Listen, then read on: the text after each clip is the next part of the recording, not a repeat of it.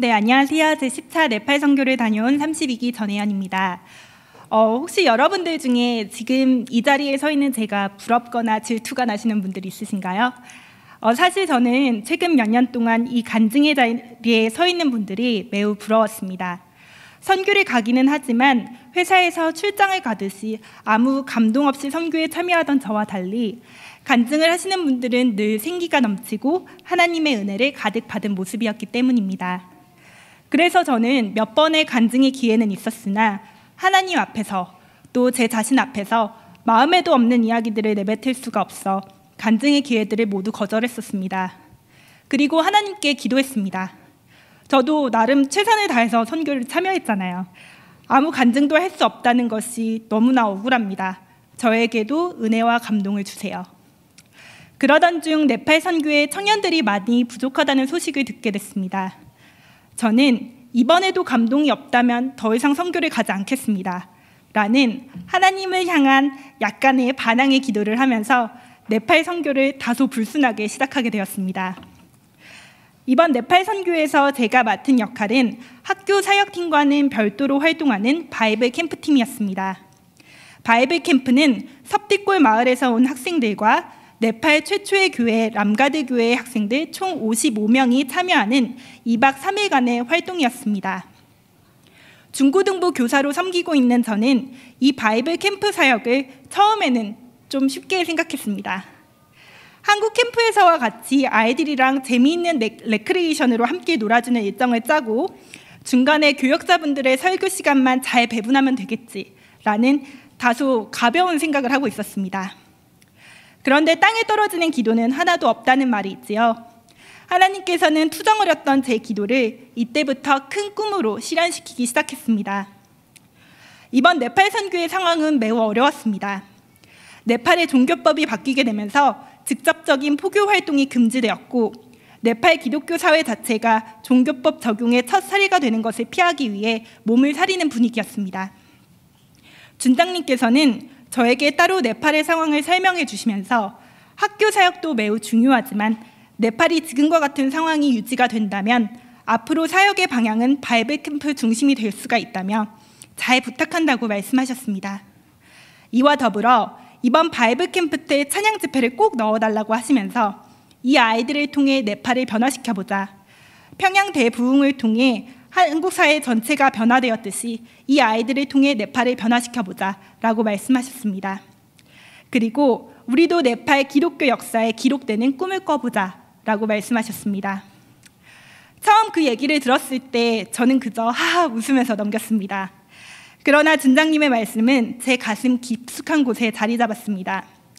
철야 예배를 드리면서 처음으로 축복을 구하며 하나님과 씨름하던 야곱을 이해하게 되었는데요. 이때까지는 자신의 행복을 위해 하나님께 덤벼들면서 축복을 구하는 야곱이 괘씸하다고만 생각이 되었었는데 이번 사역에 축복을 주시지 않으면 안 됩니다. 제발 저희 사역이 네팔의 역사를 바꿀 수 있는 사역이 되게 해주세요. 라며 간절히 매달리는 제 모습에서 하나님의 절대적 축복을 구하는 야곱의 모습이 이해가 되었습니다. 구하라, 그리하면 너희에게 주실 것이요. 하나님께서는 이번 바이블 캠프 때 제 예상을 뛰어넘는 큰 은혜를 부어주셨습니다. 가장 기억에 남는 이야기 3가지만 설명드리겠습니다. 먼저 네팔은 힌두 문화권의 나라로 아직도 카스트 제도의 영향력 아래 있습니다. 이번 바이블 캠프에 참여한 섭디골 아이들과 람가드 교회 아이들은 주어진 환경 자체가 매우 다릅니다. 섭디골 아이들의 대부분은 카스트 제도에도 속하지 않는 불가족 천민인 체팡족 출신입니다. 체팡족들은 코끼리나 악어가 나오는 절대적 가난 속에 밀림에서 살고 있습니다. 네팔 내에서도 관공서, 병원 등을 이용하는 데 차별을 받고 있으며 접촉을 하거나 함께 있을 시 불결하게까지 여겨집니다. 반면 네팔의 대표적 관광지인 포카라 지역의 람가드 교회 아이들은 저희들보다도 더 좋은 핸드폰을 들고 한눈에 봐도 비싸 보이는 핸드백을 들고 다녔습니다. 그런데 이 상반된 두 아이들이 함께 춤을 추고 찬양하고 서로를 위해 손을 잡고 기도했습니다. 하나님 안에서 강력하게만 보이던 신분과 계급이 무너지고 한 가족이 될 수 있다는 점이 제 가슴속에 큰 울림으로 다가왔습니다. 두 번째는 레크레이션 시간인 신문지 패션쇼 시간대의 이야기입니다. 김한성 강도사님이 하나님의 공의와 사랑이란 주제로 설교를 하신 후에 이어지는 레크레이션 시간인데요. 신문지로 옷을 창작해 꾸미고 그렇게 옷을 만든 이유를 설명하는 시간을 가졌습니다. 저는 천국에 가면 모두 하나님이 주시는 새 옷을 입는다고 하는데 과연 어떤 옷일까요? 드레스일 수도 있고 멋진 턱시도일 수도 있겠죠? 자유롭게 꾸며보세요 라며 가볍게 화두를 던졌습니다. 그런데 네팔 아이들은 제 기대 이상의 답을 가지고 왔습니다. 한 친구는 갑옷을 입고 무대에 섰는데요. 자신은 죽을 때까지 하나님의 전신갑주로 무장하며 살고 그 모습 그대로 하나님 곁에 설 거다. 특히 투구 옆에는 신문지를 덧대 귀를 가렸는데요. 세상에 유혹하는 소리가 너무나도 많다. 구원의 투구로 귀를 막고 오로지 하나님의 소리만을 들으며 살아가겠다라고 이야기했습니다. 또 다른 친구는 예쁜 드레스 차림에 손에는 종이로 만든 아이폰, 가방을 들고 있었고 가슴에는 큰 꽃을 단 의상을 입었습니다. 그러며 자신은 천국에서도 하나님과 매일 통화하고 주님의 말씀을 가방에 넣어 다니며 사람들에게 언제든지 복음을 전해주겠다라고 말했습니다. 또 가슴에 단 꽃에 대해서는 인간의 마음은 돌과 같지만 하나님의 마음은 꽃과 같다라며 자신은 하나님과 같이 꽃과 같은 마음으로 살아가겠다라고 고백했습니다. 믿음은 하나님의 선물이라고 합니다. 네팔 친구들은 비록 물질적으로는 우리보다 부족하지만 하나님의 선물은 우리보다 더욱 풍성하게 받고 있구나라는 부러운 마음이 들었습니다. 세 번째는 캠프 마지막 날 순이 채팡이라는 섭디골 지역 친구의 간증 이야기입니다. 이름 끝에 신분이 나타나는 네팔식 이름을 보면 알 수 있듯이 순이 채팡은 불가촉 천민 계급인 채팡족의 친구입니다.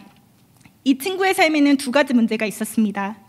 첫 번째는 귀신에 대한 문제였고 두 번째는 절대적 가난에 대한 문제였습니다. 오빠가 먼저 귀신에 들려서 세상을 떠났고 그 귀신은 어머니와 순이 채팡을 지속적으로 괴롭혔습니다. 몇 번이고 자살을 시도했고 늘 고통과 귀신의 음성이 힘들어했습니다. 그러던 중 순이 채팡은 예수님에 대한 이야기를 듣게 됐습니다. 이 가족들은 귀신을 이겨내기 위해 교회를 다니기 시작했습니다.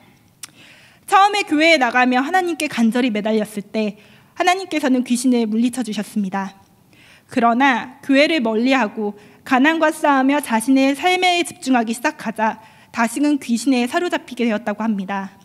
순이 채팡은 이때까지 자신은 그저 귀신을 떼어내기 위해 교회를 다녔을 뿐이지 하나님께 온전히 자신을 내어놓지 않아 다시금 귀신에 사로잡히게 되었구나 라며 이때부터 하나님을 온전하게 영접했다고 합니다. 하나님께서는 네팔의 법을 바꾸고 도울자를 붙여주시며 순이 채팡이 고등학교를 졸업할 수 있게끔 하셨습니다. 그리고 지금 순이 채팡은 신학교에 진학하게 되어서 다른 사람들에게 복음을 전하는 선교사를 꿈꾸고 있습니다. 오늘 아침에 강도사님을 통해서 이야기를 듣게 되었는데요. 이 순이 채팡은 선교가 끝난 이후에 강도사님을 따로 찾아서 이번 캠프를 통해 이때까지 풀지 못한 복음의 진리를 드디어 알게 되었다며 너무나도 감사하다는 고백을 했다고 합니다. 저는 하나님께서 이 아이들을 위해서 우리를 이 먼 네팔 땅까지 보내셨구나라는 확신이 들게 되었습니다. 이번 네팔 선교는 신앙의 타성에 젖어있던 저를 다시금 일깨워주는 의미 있는 선교였습니다. 예전에 목사님께서 아브라함 설교를 하시면서 이런 말씀을 하신 적이 있으신데요. 이삭을 바치라는 하나님의 시험은 하나님께서 아브라함을 테스트하기 위해서가 아닌 아브라함 자신의 믿음의 크기를 스스로 알 수 있게 해주는 하나님의 배려였다라는 말씀입니다. 저 역시 회사를 다니면서 선교 시간을 내고 선교 준비를 하는 모든 순간이 쉽지만은 않았습니다. 하지만 아브라함의 이야기를 가슴에 품고 하나님이 기뻐하시는 일에 대해 비록 떨리고 두렵지만 순종했던 것 같습니다. 그리고 결국 하나님께서는 언제나 늘 그러하셨듯 제 믿음의 증거들 위에 또 하나의 간증을 쌓아 올리셨습니다. 각자 바쁜 삶 가운데 선교를 선택한다는 건 쉬운 일이 아닙니다. 하지만 내다버린 돌을 머릿돌 삼으시는 하나님이 지금은 아무것도 아닌 것 같아 보이는 저희의 시간과 헌신을 사용하시고 네팔, 인도, 더 나아가 세계 방방곳곳의 기독교 역사를 바꾸시는 머릿돌로 삼으실 거라 확신합니다. 감사합니다.